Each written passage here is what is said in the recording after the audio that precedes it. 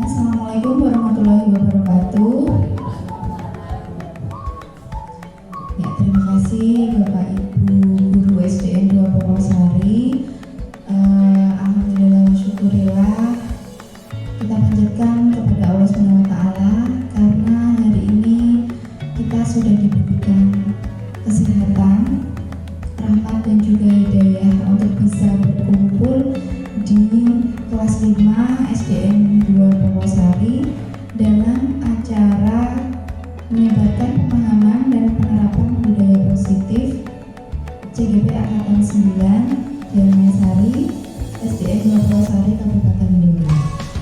Tak lupa kita lanjutkan kepada Nabi besar Muhammad SAW yang kita tunggu syafaatnya ketika nanti di akhir hayat. Nah, sebelumnya saya mengucapkan terima kasih sekali Bapak Ibu sudah meluangkan waktu untuk bisa mengikuti penyebaran pemahaman dan penerapan budaya positif saya pada siang hari ini. Bapak Ibu sehat semuanya, Bapak Ibu sehat. Oke, langsung saja deh.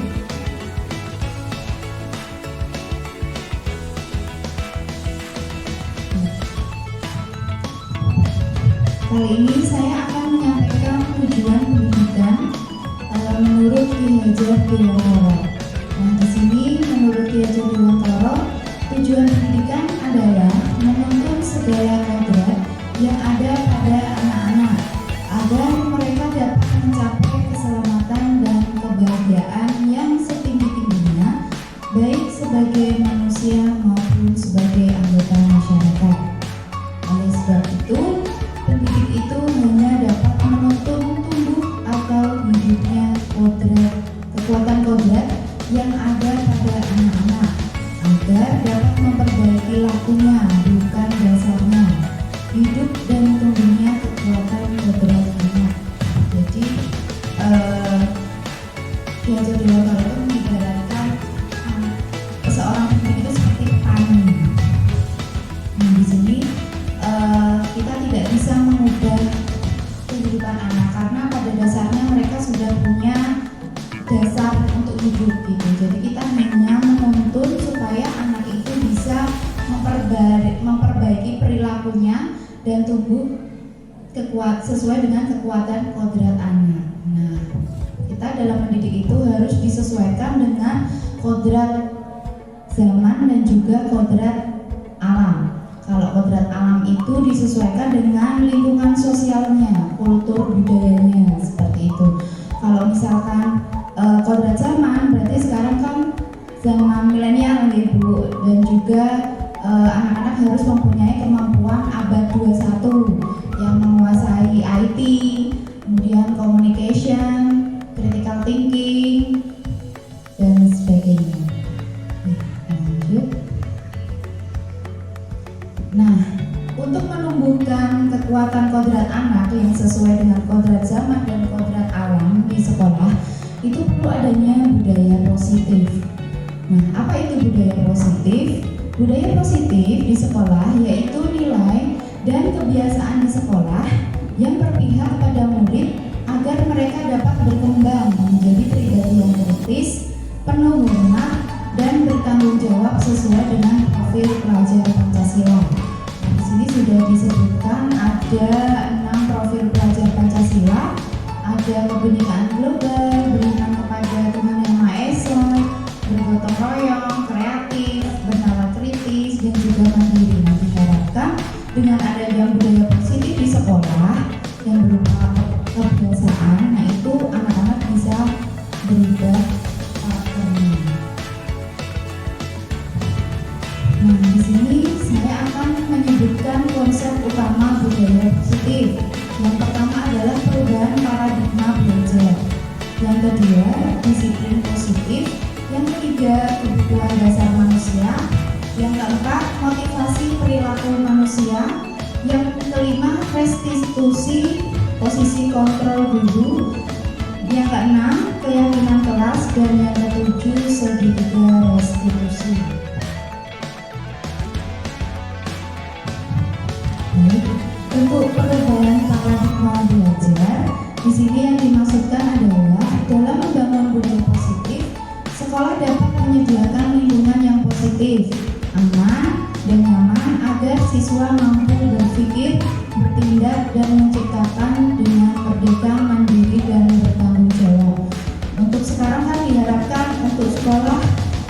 sekolah ramah anak nih Pak. Ini sekolah SD itu ramah anak, dan di sini juga diharapkan SD bisa menerima siswa ABK juga. Jadi sekolah dasar negeri sekarang harus bersifat inklusif. Jadi mau bimbing semua karakter anak seperti itu dan memenuhi kebutuhan anak sesuai dengan karakternya. Yang kedua, disiplin sangat berkaitan dengan kontrol guru terhadap siswa. Nah, jadi karena kita bertugas sebagai penuntun dan membimbing, nah jadi diperlukan kita untuk bisa mengontrol anak-anak ketika di sekolah. Nah, pada pagi hari ini saya meminta bantuan Bapak Ibu untuk mengepalkan tangan, ya. Di sini tangan kanan bisa dikepalkan atau dua-duanya bisa dikepalkan. Nah, di sini setelah Bapak Ibu mengepalkan kedua tangan, ini ya untuk instruksinya, Anda dan teman Anda akan melakukan kegiatan cobalah buka.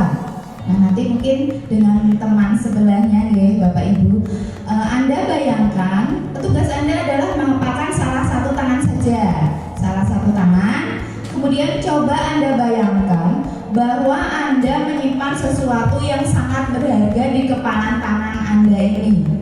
Jadi apa saja yang berharga? Dibayangkan.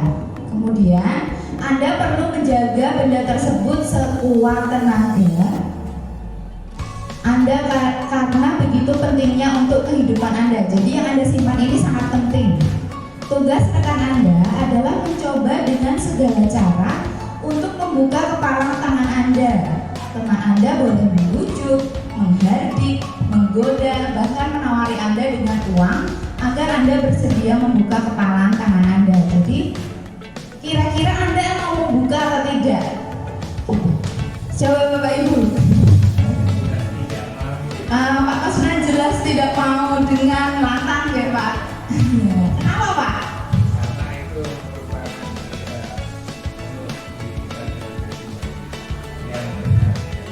karena merupakan sesuatu yang berharga untuk kehidupan kita. Jadi nggak boleh diambil siapapun ya Pak. Iya. Kalau Bu Wika, bagaimana Bu Wika?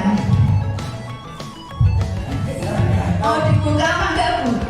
Enggak. Walaupun diberikan uang kan 100 juta Bu? Tidak. Oke, kenapa Bu Wika? Kenapa kok nggak mau banyak loh Bu, 100 juta Bu? Pak Edi, gimana Pak Edi?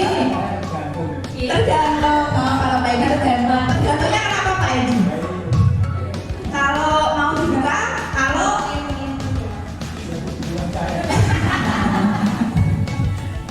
kalau Pak Edi mau diberikan asalkan bisa memenuhi kebutuhan gitu ya Pak Edi.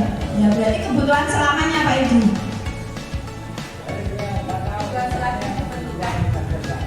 Oh gitu, gini.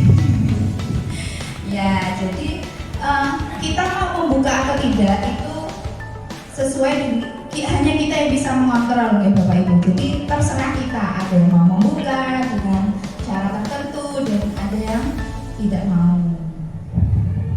Ya, di sini perubahan paradigma teori kontrol atau ilusi kontrol. Di bawah ini adalah paparan Dr. William Blazer dalam kontrol teori untuk meluruskan beberapa miskonsepsi tentang kontrol. Ilusi guru mengontrol murid. Yang kedua, ilusi bahwa kritik dan membuat orang merasa bersalah dapat menguatkan karakter. Nah, kita kan biasanya kalau ada murid yang tidak disiplin itu kan pengen kita kontrol ya supaya mengikuti kemauan kita seperti itu. Nah, ini ilusi bahwa semua penguatan positif, efektif dan bermanfaat, dan ilusi bahwa orang dewasa memiliki hak untuk memaksa.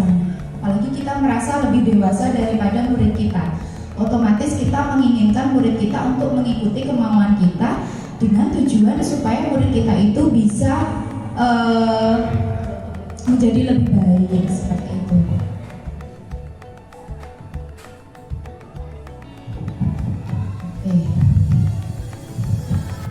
Jadi bisa dilihat videonya Slide selanjutnya yaitu mengubah paradigma siapa sesungguhnya yang memiliki kontrol. Nah, di sini ada stimulus respon dan juga teori kontrol atau pilihan. Kita mencoba, kalau di stimulus respon, kita mencoba mengubah orang agar berpandangan sama dengan kita. Nah, jadi kita selalu berharapan orang itu memiliki pendapat dan pandangan dengan kita, entah ketika berbicara atau ketika menyampaikan pendapat. Yang kedua, teori kontrol atau pilihan, kita berusaha memahami pandangan orang lain tentang dunia. Kemudian perilaku buruk dilihat sebagai suatu kesalahan, jadi tidak dilihat alasannya dulu, tapi ketika menurut kita berperilaku buruk berarti itu salah, langsung seperti itu.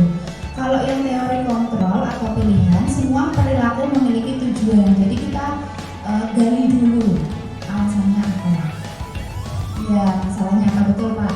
Kemudian kalau stimulus respon, orang lain bisa mengontrol saya. Kalau teori kontrol seperti yang baru saja kita praktekkan, itu hanya Anda yang bisa mengontrol diri Anda. Kemudian saya bisa mengontrol orang lain. Kalau teori kontrolnya, Anda tidak bisa mengontrol orang lain. Stimulus respon, pemaksaan ada pada saat bujukan gagal. Nah, kemudian teori kontrol atau pilihannya, kolaborasi dan konsensus menciptakan pilihan-pilihan baru. Jadi ada diskusinya di situ. Kemudian model berpikir menang atau kalah. Jadi misalkan mau mengikuti pendapat kita berarti kita menang. Seperti itu. Teori kontrol atau pilihannya model berpikir menang-menang. Jadi semuanya mendapatkan solusi untuk teori kontrol. Nah, apa makna disiplin? Saya mau bertanya, menurut Bapak Ibu, disiplin itu apa, Bu? Siapa yang mau Bu Ovi? Kira-kira menurut Bu Ovi, disiplin itu apa, Bu Ovi?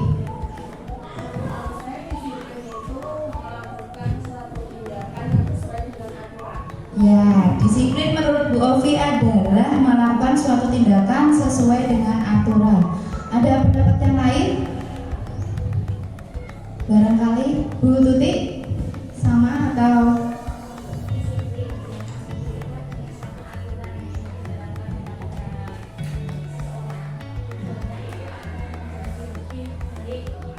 berarti aturan untuk seseorang untuk menjadikan orang tersebut menjadi pribadi yang lebih baik ya menurut Bu Tuti. Oke, coba kita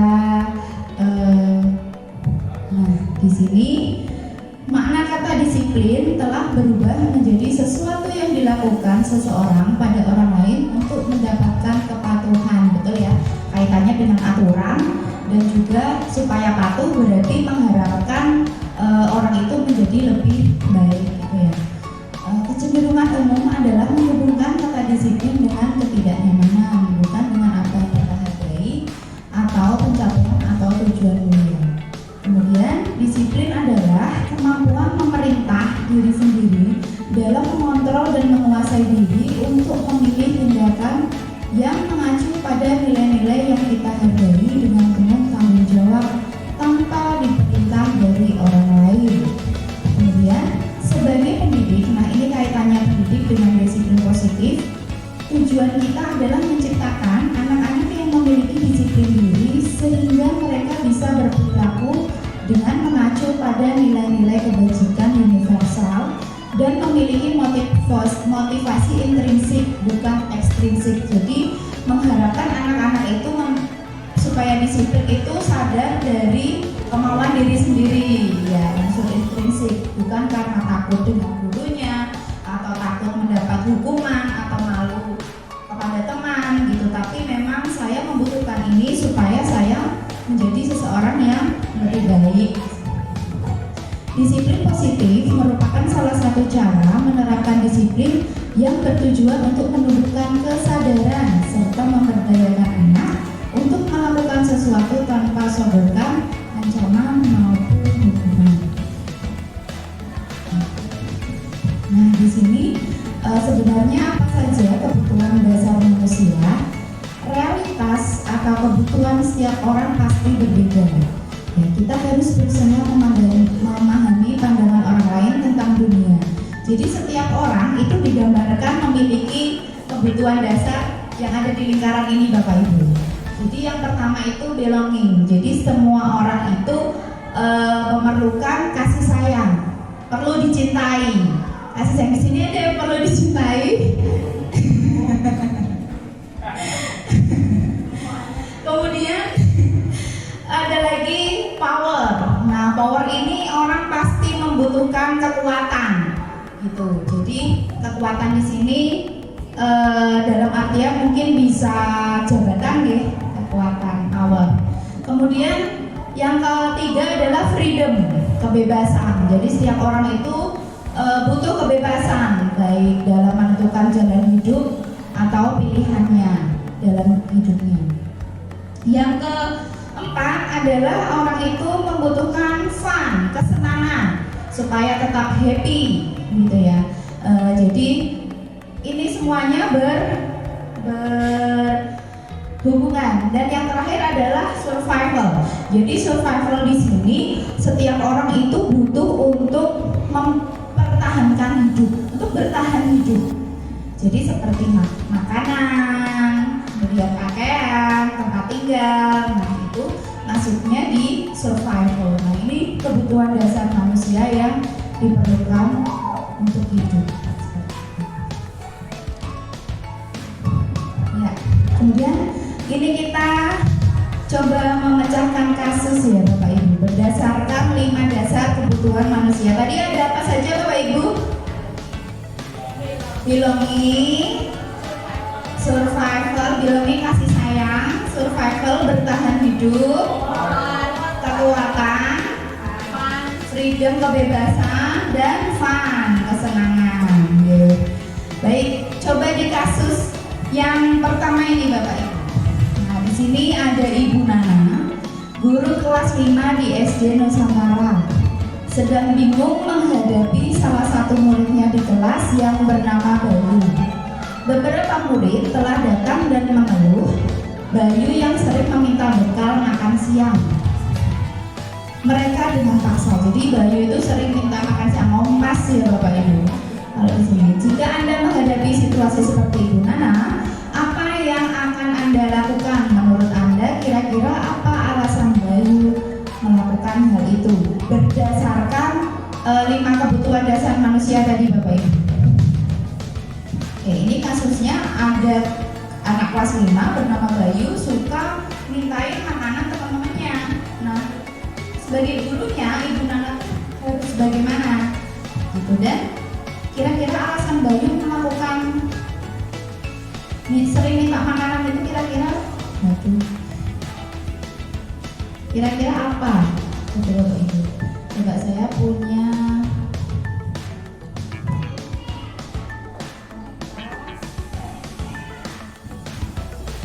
untuk menuliskan apa Bayu melakukan.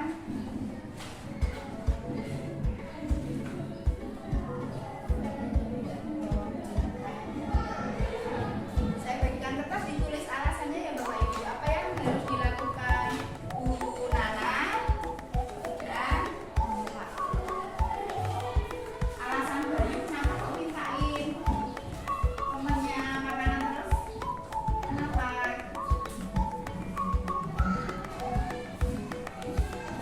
Oke, monggo. Nah, ini dilihat dari 5 kebutuhan dasar. Misalkan survival. Wah, soalnya Bayu di rumah tuh gak pernah dimasakin ibunya. Misalkan ibunya kalau pagi gak pernah masak, nah berarti kan dia membutuhkan makanan untuk bertahan hidup karena dia lapar. Nah, misalkan seperti itu, kan bisa dilihat dari banyak kasus, banyak sudut pandang ya. Jadi di sini bisa dari berbagai macam sudut pandang dilihat dari 5 kebutuhan dasar manusia. Tadi ada kebebasan, kesenangan, bertahan hidup, kemudian kasih sayang, atau yang satu kekuatan.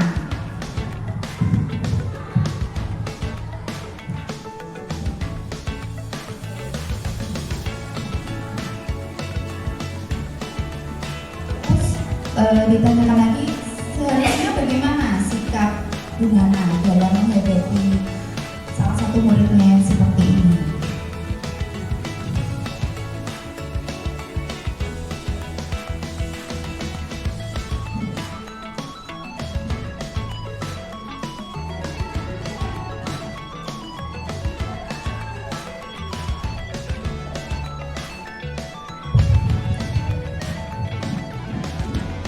Wika Sampel, boleh ada Bu?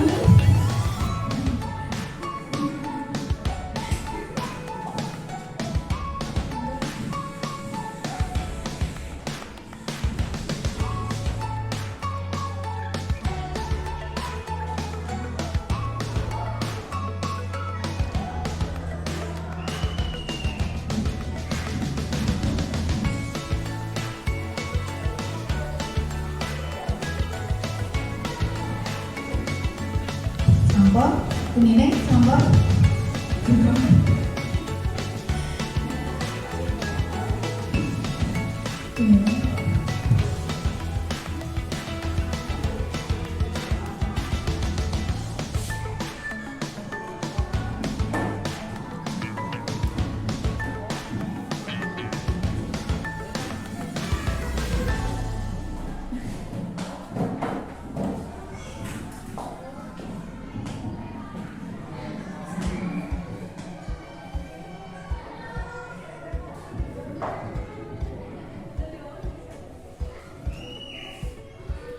Oke.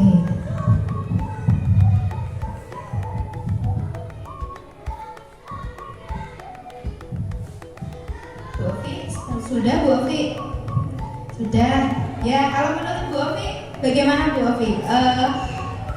Apa yang harus dilakukan Ibu Nana kalau ada situasi seperti itu? Gimana harus menanyakan dulu sebabnya kenapa bayi melakukan tindakan tersebut pada teman-temannya. Mungkin orang tua bayi tidak sempat membawakan bekal untuk bayi, atau mungkin orang tua bayi berasal dari orang yang kurang mampu sehingga uang saku yang diberikan bayi itu kurang. Berarti menurut Anda kira-kira apa alasan Bayu melakukan hal itu? Uang sakunya kurang gitu ya. Jadi dan orang tuanya tidak sempat untuk membawakan bekal. Oke. Bu Nine ada pendapat?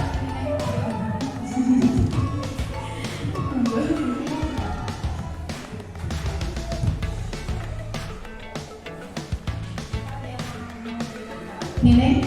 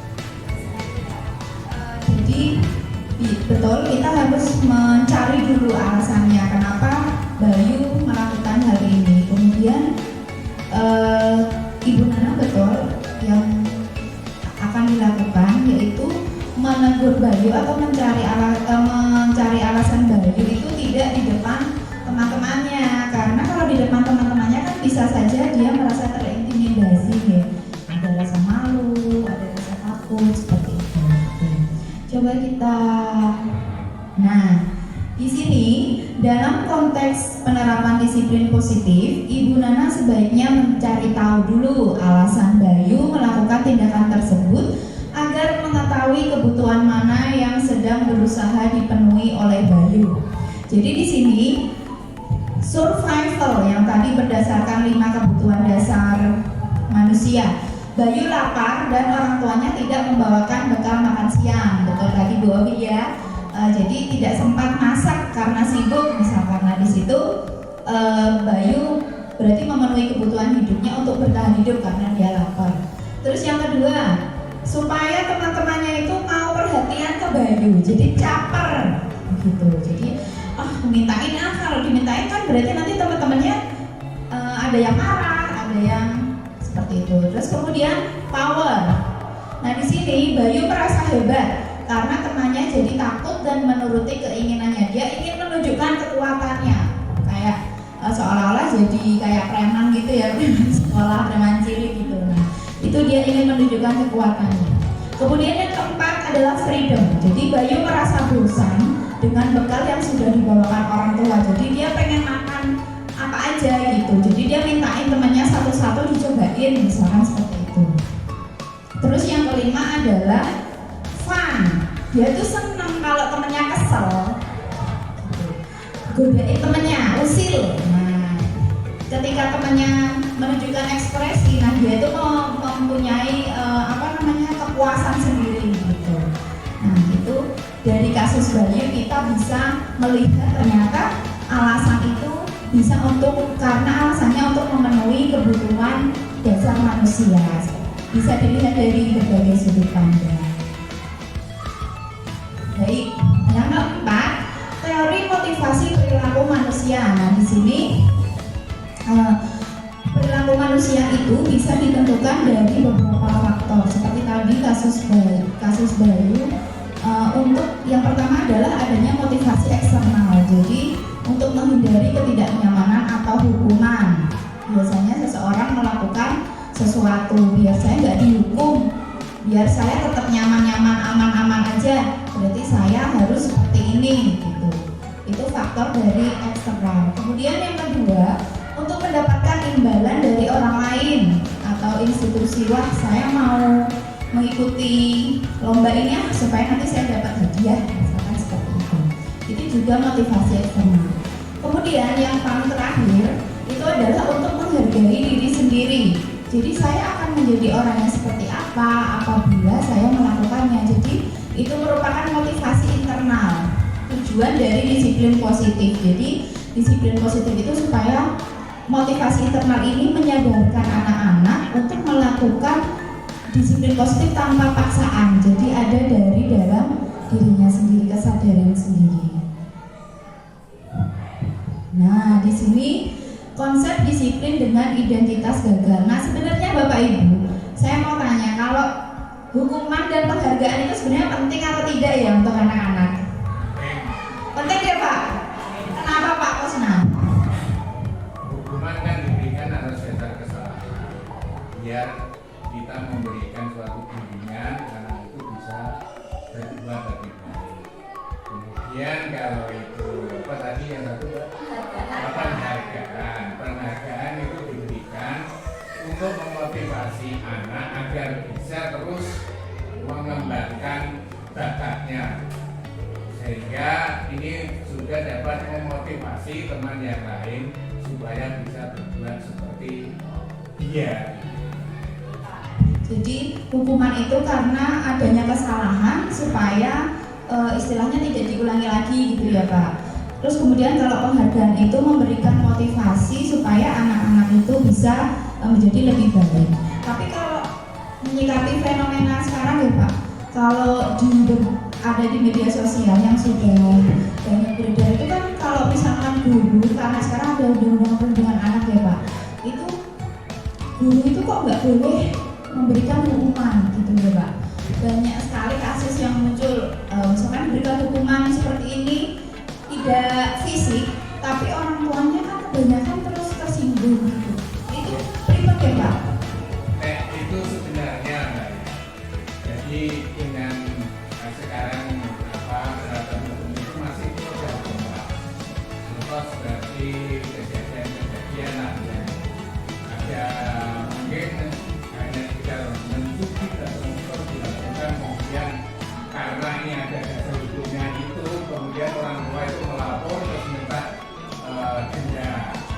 akhirnya ini dari orang-orang pendidikan itu kan bukan kontra, tidak menutupi hal. Jadi melihat hal ini sebenarnya ini adalah orang pendidikan, orang tua yang pendidikan itu bahwa hukuman itu sangat perlu untuk mendisiplinkan anak itu jelas. Jadi yang penting dalam hukuman itu ya kita lah jangan sampai melukai itu jangan sampai. Sekedar mungkin blok bokong itu akan tidak akan terlihat memar. Nah, mungkin kalau bibit sebenarnya ada yang memar ya, sentuhan kecil yang mungkin hukuman apa yang mungkin suruh misalnya mengurus apa ya, terus mengucapkan nama dan sebagainya itu kan hukuman. Terus dengan seperti bisa atau yang ramai suruh mimpin, nah, itu kan suatu hukuman. Jadi hukuman itu perlu, yang penting kita jangan sampai melukai anak itu. Jadi hukumannya adalah hukuman yang bermanfaat ya Pak, yang bermanfaat untuk anak gitu. Terima kasih Pak Osman. Ya, hukuman di sini itu biasanya kan bersifat menyakitkan, memaksa, tidak nyaman dalam waktu yang panjang, kemudian menyebabkan murid menjadi takut, murid menyembunyikan kesalahan, dan murid menjadi rendah diri. Rendah diri itu artinya minder. Jadi muridnya setelah ditegur di depan teman-temannya, misalkan itu jadi minder. Kemudian yang kedua adalah penghargaan. Di sini tidak efektif, merusak hubungan, mematikan kreativitas, dan menghukum dengan sistem ranking. Jadi mungkin di sini penghargaan yang dimaksud itu misalkan sering-sering memberikan hadiah gitu ya. Jadi rewardnya itu kalau masih sebatas misalkan mendapat bintang atau aplaus, nah itu biasanya masih relatif banyak dilakukan oleh Bapak Ibu guru. Oke, nah di sini konsep disiplin dengan identitas sukses. Nah tadi yang menyebabkan identitas gagal. Nah di sini konsep disiplin dengan identitas sukses. Jadi sebenarnya hukuman itu mungkin bisa lebih diganti dengan konsekuensi. Jadi kalau hukuman itu biasanya kan dari satu pihak saja, dari guru saja. Tapi kalau konsekuensi, jadi kita sebelumnya membuat kesepakatan dulu dengan anak-anak, misalkan ya, karena di sini objeknya adalah murid atau peserta didik. Jadi ketika anak itu melakukan kesalahan, dia sudah tahu nih. Iya, hukumannya apa, konsekuensinya apa. Jadi itu sudah disepakati terlebih dahulu di kelas atau mungkin di sekolah seperti itu. Dengan efeknya tidak nyaman bagi murid dalam jangka waktu pendek. Penguatannya bersifat jangka panjang karena dia akan terus mengingat dan bertanggung jawab. Oh berarti saya nggak boleh seperti ini karena nanti saya akan seperti ini, gitu. Kemudian perlu monitoring secara terus-menerus dari guru. Adanya stimulus dan respon dan murid menghormati peraturan. Tujuannya nanti adalah murid menghormati peraturan. Kemudian yang kedua adalah restitusi yang tadi sudah disebutkan oleh Bu Nene. Di sini ada restitusi. Nah ini efek yang diharapkan itu adalah murid menjadi bertanggung jawab atas perilakunya.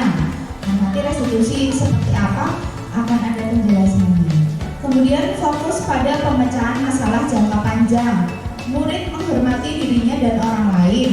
Teori kontrol, murid bersemangat memperbaiki kesalahan. Jadi kalau restitusi ini secara garis besar itu guru membantu murid untuk mencari solusi dari masalah yang sedang dihadapi seperti itu. Masalahnya mungkin kalau murid ya kenakalan seperti itu ya Bapak Ibu. Nah di sini seperti halnya contoh lagi Bapak Ibu, ini hukuman dan sanksi atau konsekuensi. Hani kurang menguasai pelajaran matematika. Pada saat pelajaran tersebut berlangsung, dia lebih banyak berdiam diri atau menggambar di buku pelajarannya. Pada saat guru memberikan pertanyaan pada Hani menjadi gugup dan tidak sengaja menjatuhkan tasnya dari kursi. serta tiba-tiba menjadi gagap pada saat berupaya menjawab. Seluruh kelas pun tertawa melihat perilaku Hani yang bicara tergagap dan terkejut tersebut. Budia selaku guru membiarkan teman-teman Hani menertawakan Hani yang gagap dan malu luar biasa. Malahan minta Hani untuk maju ke depan dan berdiri di depan kelas sambil menunjuk hidungnya karena tidak bisa menjawab pertanyaan Budia. Kelas makin gaduh dan anak-anak pun tertawa melihat Hani di depan kelas memegang ujung hidungnya. Apakah Anda setuju dengan tindakan Budia terhadap Hani? Mengapa? Ada yang mau memberikan pendapat? Oke, Pak Kosman monggo Pak.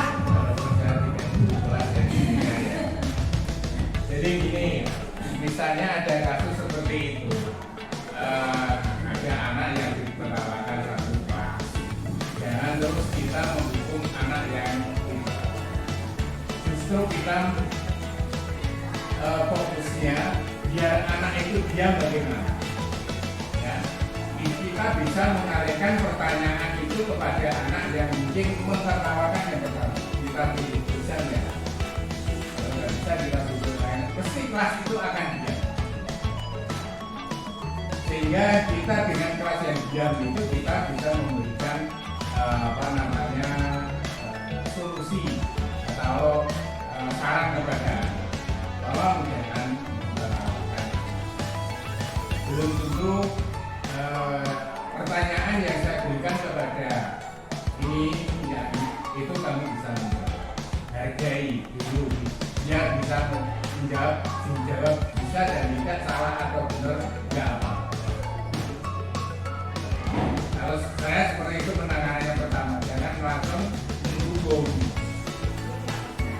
Terima kasih. Jadi diberikan kesempatan untuk berpikir dulu gitu ya Pak, dan menegur, memberikan peringatan kepada teman-teman supaya tidak seperti itu, karena kamu belum tentu bisa jawab juga, gitu.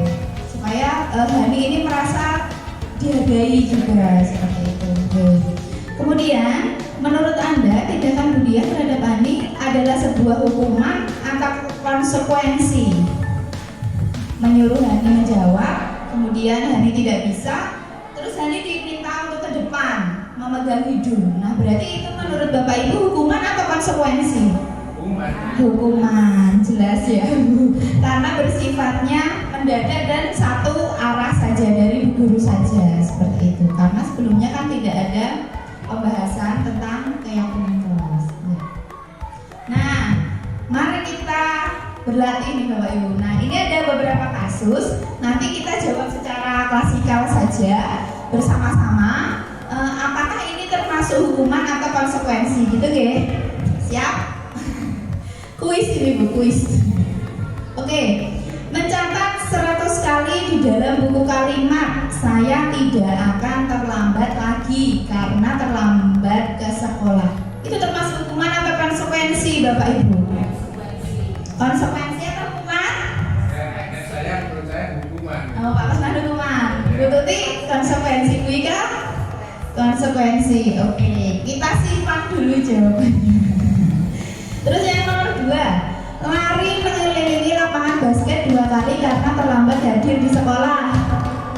Hukuman. Oke, 3, murid diminta push up 15 kali karena tidak menggunakan masker ke sekolah. Apa Pak Edi?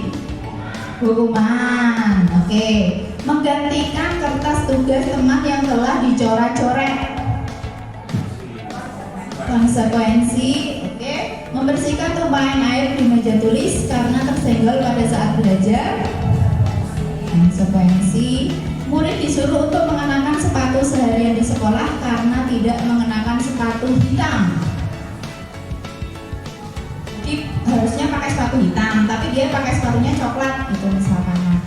Apakah itu hukuman atau konsekuensi? Hukuman. Oke, ini hukuman katanya. Lari mengelilingi lapangan basket 2 kali karena terlambat 10 menit untuk pelajaran PJOK.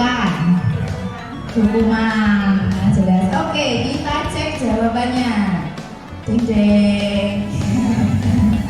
Nah, betul. Tapi ini nggak ada hadiahnya ya Pak Edi.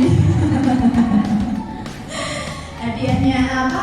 Jadi yang pertama betul hukuman, yang kedua juga hukuman, yang ketiga hukuman juga, dan yang keempat adalah konsekuensi. Jadi dia sudah tahu kalau misalkan dia merusak tugas teman, berarti dia harus mengganti kertasnya gitu. Yang nomor 5 juga konsekuensi, yang nomor 6 hukuman, dan yang terakhir lari mengelilingi lapangan adalah hukuman. Oke, lanjut. Nah, di sini kita akan melihat konsep disiplin dengan pendekatan restitusi. Tadi Bu Neneng sudah menyebutkan kata restitusi, jadi sebuah cara menanamkan disiplin positif pada murid. Restitusi itu apa sih sebenarnya? Gitu ya. Jadi restitusi merupakan proses menciptakan kondisi bagi murid untuk memperbaiki kesalahan mereka sehingga mereka bisa kembali pada kelompok mereka dengan karakter yang lebih kuat. Jadi restitusi di sini membantu siswa untuk menemukan solusi memenuhi menyelesaikan masalahnya. Ya, nah di sini ciri-cirinya bukan menebus kesalahan, namun belajar dari kesalahan. Jadi disadarkan dulu. Kamu itu tadi, kamu tahu nggak di sini kesini itu kesalahanmu apa? Gitu. Jadi anak biar tahu dulu kesalahannya apa. Kemudian yang kedua memperbaiki hubungan, melakukan tawaran bukan paksaan, menuntun untuk melihat ke dalam dirinya. Oh kenapa kok kamu melakukan kesalahan itu? Misalnya seperti itu. Mencari kebutuhan dasar yang mendasari tindakan. Nah, tadi dilihat dari 5 kebutuhan dasar.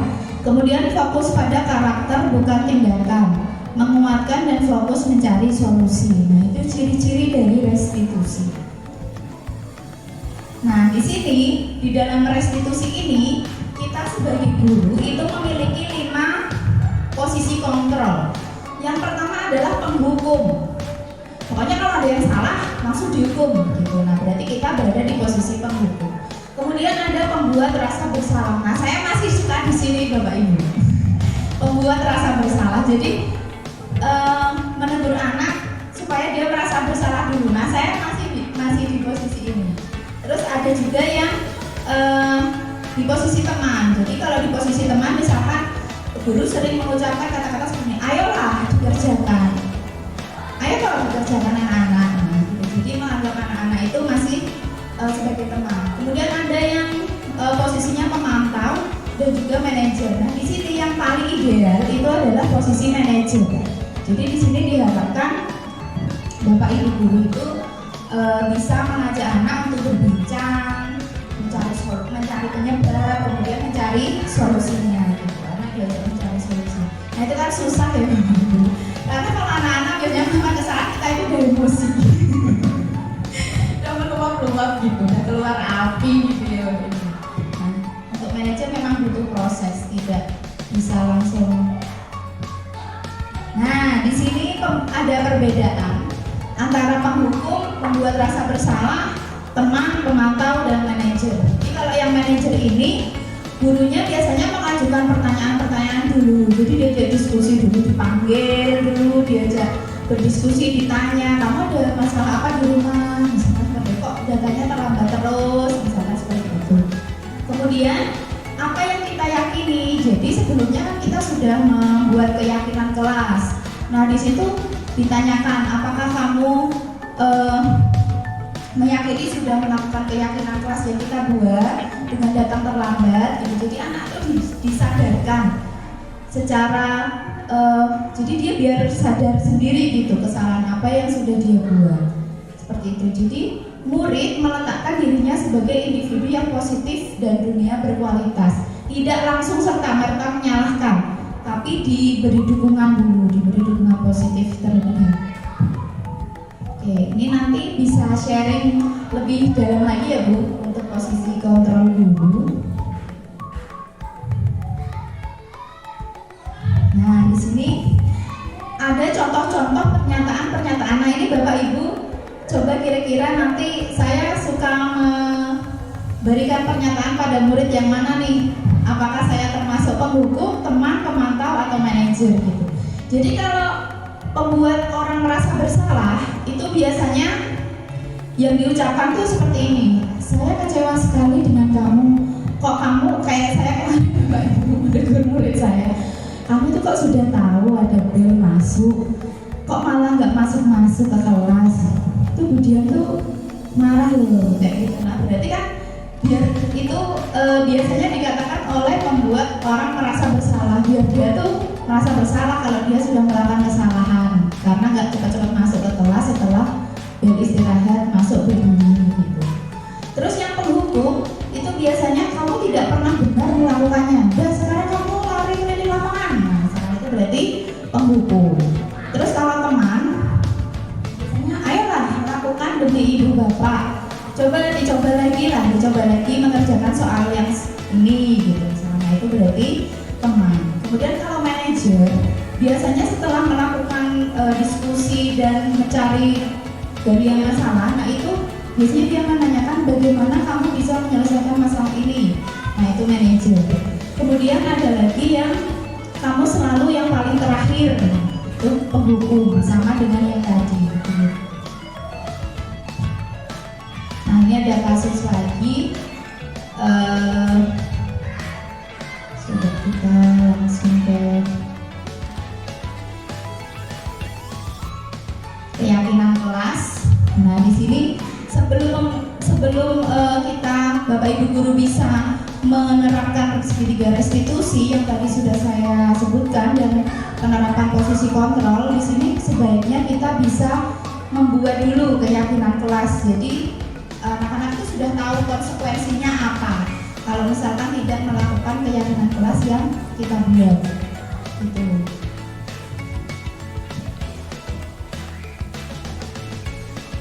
Nah, di sini diharapkan dari peraturan kelas itu bisa menjadi keyakinan kelas. Jadi keyakinan kelas itu bersifat universal.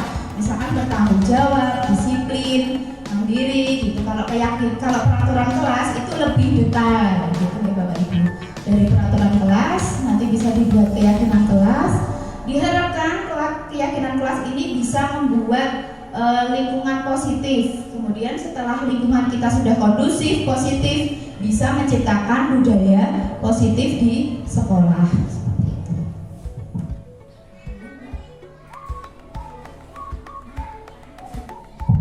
Ya, nah di sini bedanya kata-kata peraturan kelas dan keyakinan kelas. Tadi sudah saya sebutkan nih Bapak Ibu, kalau peraturan kelas itu lebih detail, kalau keyakinan kelas itu lebih bersifat universal gitu. Misalkan selalu kembalikan buku ke tempatnya, itu peraturan kelas lebih detail. Kalau keyakinan kelas berarti bersikap tanggung jawab. Nah, itu banyak sekali yang ada di dalamnya. Seperti ini Bapak Ibu contoh peraturan kelas dan keyakinan kelas. Oke, lanjut. Nah, di sini pembentukan keyakinan kelas, Bapak Ibu pasti sudah sering melakukannya juga nih dengan peserta didik di kelas masing-masing. Jadi dibuat bersama-sama, semua anak meyakini dan bersedia untuk melakukannya, termasuk dengan Bapak Ibu gurunya juga.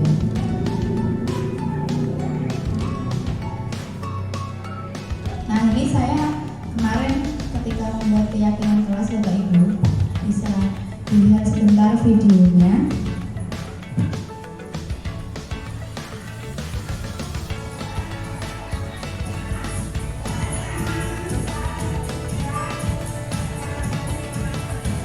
Ya, jadi di sini saya meminta anak-anak untuk menuliskan keyakinan kelas apa yang mereka inginkan di kelas ini, kemudian ditulis di kertas post-it.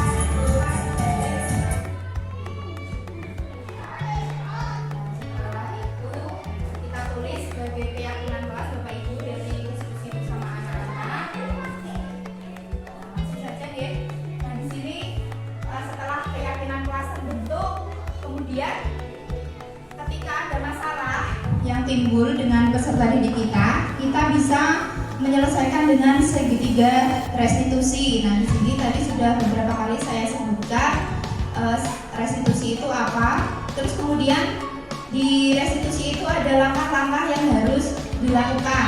Nah, di sini langkah yang pertama itu adalah menanyakan yang pertama adalah validasi kebutuhan. Jadi ditanyakan dulu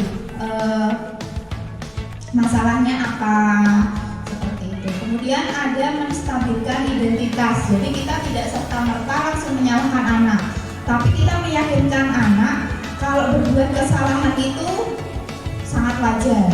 Nah, seperti itu. Terus kemudian kita menanyakan keyakinan kelas yang sudah dibuat. Nah, di sini tahap-tahap segitiga restitusi. Yang pertama menstabilkan identitas. Kenapa kamu berbuat salah? Oh, tapi nggak apa-apa. Dia juga pernah berbuat salah, misalkan seperti itu, supaya anak tidak merasa disalahkan, tidak merasa terpojok seperti itu. Karena pasti anak itu melakukan kesalahan pasti ada alasannya. Terus yang kedua yaitu validasi tindakan yang salah. Nah, di sini ditanyakan alasannya kenapa kamu melakukan hal itu. Itu apakah ada faktor ekstrinsik atau faktor intrinsik. Kemudian, nah di sini kita tanyakan untuk tahap restitusi yang terakhir yaitu menanyakan keyakinan. Nah, ketika sudah ada keyakinan kelas, kita tinggal bertanya apakah kamu sudah melakukan keyakinan kelas dengan melakukan kesalahan seperti itu, gitu. Jadi dibuat anak itu menyadari dari dalam dirinya. Kemudian kita juga bisa menawarkan dan juga mengajak anak untuk berpikir terus apa yang harus kamu lakukan supaya kamu bisa memperbaiki kesalahanmu, gitu. Jadi dia bisa mencari solusi sendiri untuk mengatasi masalahnya. Nah, ini kemarin saya juga membuat contoh penerapan segitiga restitusi ya Bapak Ibu di kelas dengan 2 kasus.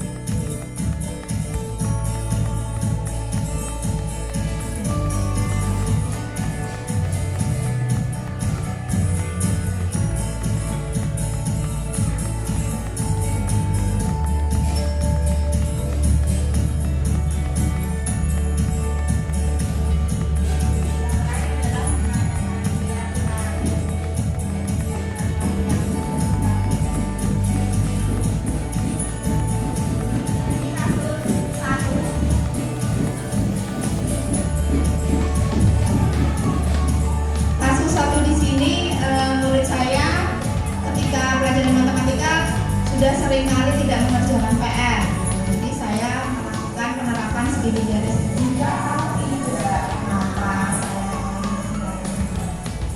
Bu, saya tahu saya bisa mengerjakan PR. Menurut juga apakah benar dengan itu? Setelah kenapa kamu ditambah sampai hari malam?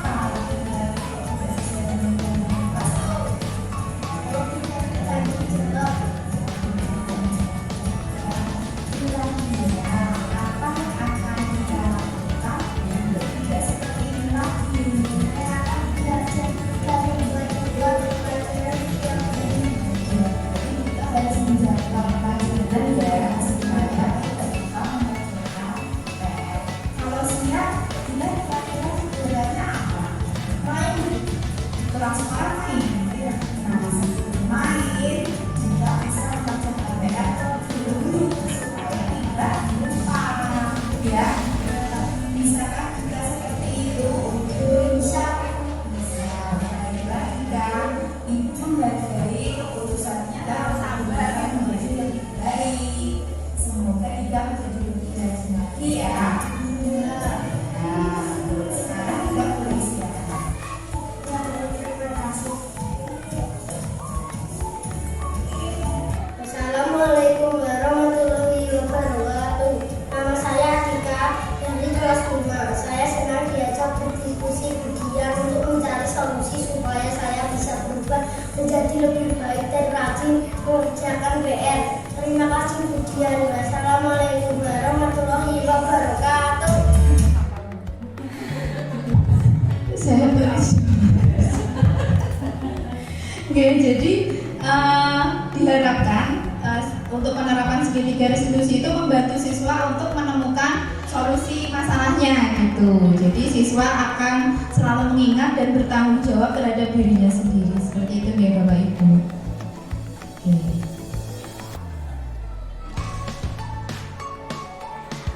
Nah, di sini dalam rangka menciptakan lingkungan yang positif, maka setiap warga sekolah dan pemangku kepentingan perlu saling mendukung, menghayati dan menerapkan nilai-nilai kebajikan yang telah disepakati bersama. Tujuan mulia dari penerapan disiplin positif adalah agar terbentuk siswa yang berkarakter, berdisiplin, santun, jujur, peduli, bertanggung jawab, dan merupakan pembelajaran sepanjang hayat sesuai dengan standar kompetensi lulusan yang diharapkan, sesuai dengan misi dan visi SDM 2 Purwosari yang